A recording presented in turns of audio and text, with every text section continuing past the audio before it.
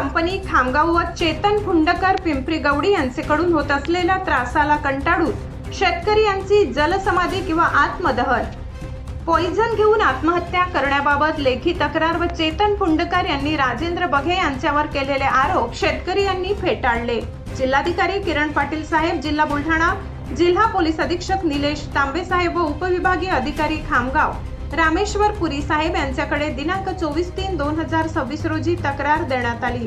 तक्रारदार शेतकरी प्रभुदास शालिग्राम पुराणे व सहदेव पिंपळकार, ईश्वर काळे, संतोष वरुडकर, विकास देशमुख, माणिकराव देशमुख, गजानन नारायण डवंगे, पुरुषोत्तम राजाराम हाडोळे, अनंता महादेव श्यामसुंदर, शालिग्राम पुराणे, गोपाल गणपत लोखंडे, यशोदा पुराणे, रवींद्र विजय काळे, राजू डोंगरे, शंकर गोडे, राजू पुराणे, कृष्ण पुराणे, चंद्रभान काटोने, रामभवन सिंह, सूरत सिंह ठाकूर, शेख रशीद, शेख कासम, शेख खलील, शेख अब्बास, शेख युसुफ, शेख महबूब, सागर सिंह, हनुमान सिंह पवार, मोहन वरुडकर, किशोर मनोहर काळे, नितीन सुरोसे आदी पिंपरी गवडी येथील शेतकरी यांनी लेखी तक्रार केली आहे।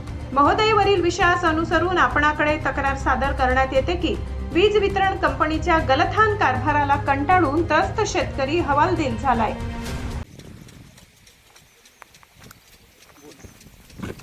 हे जे डीपी मिळाली हे आमदार निधीतली आहे।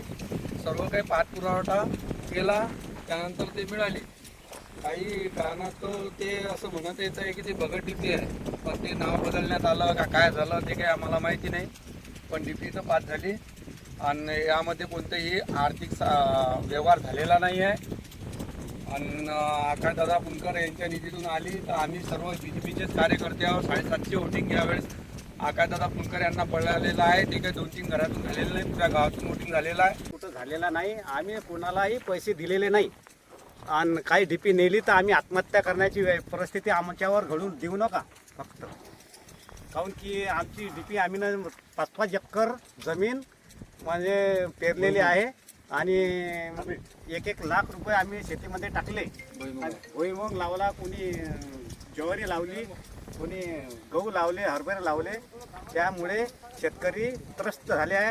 तिकडे यांचं हिरवगार पीक आहे, ओव्हरलोड असल्यामुळे यांना डीपी मंजूर झालेली आहे। माझी सुद्धा त्यांना विनंती आहे, तुम्ही हेवा देवा न करता, ठीक आहे बाबा, त्यांना एक त्यांच्यामुळे चूक झाली असेल की बाबा मी पाठपुरा केला, आंदोलन केलं, त्यांनी आलं इथं बोलावलं, माझं स्वागत केलं, स्वागत करणं हे त्यांची चूक असेल तर ठीक आहे, त्यांची चूक झाली। पण त्यांच्या चुकीची सजा व माझ्या चुकीची सजा त्यांना काय देता? ठीक आहे, माझ्यासोबत काही भांडण असेल तुम्ही, ठीक आहे, माझ्यासोबत तुम्ही विरोध करू शकता, पण शेतकऱ्यांना काही केलं नाही। म्हणून माझी विनंती आहे की तुम्ही दुसऱ्या ठिकाणी कुठल्याही ठिकाणी माझ्यासोबत भांडा, मग त्यामध्ये दुमत नाही।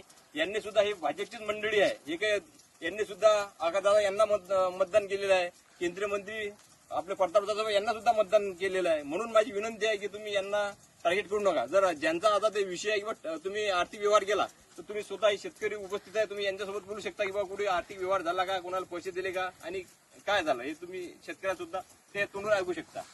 आम्ही आज सर्वजण इथं या डीपीच्या त्रासामुळे जमलेलो आहोत। तुम्ही वरती पाहू शकता, हे एमएसएबी वाले साहेब यांच्या प्रेशरमुळे वरून सर्व कतर करून जातात। आमचे सर्व आम्ही कर्ज पाणी करून नवीन डीपी बसली या भरोशावर 1-1-1.5 लाख रुपये या प्रत्येक कास्तकाराने कर्ज करून कांदे पेरलेले आहे, भुईमुग पेरलेला आहे आणि आज रोजी आमच्यावर अशी परिस्थिती आलेली आहे की हे डीपी काढण्यास भाग पाडत आहेत आणि ते म्हणतात की पैशाचा व्यवहार केला। आता इथं पूर्ण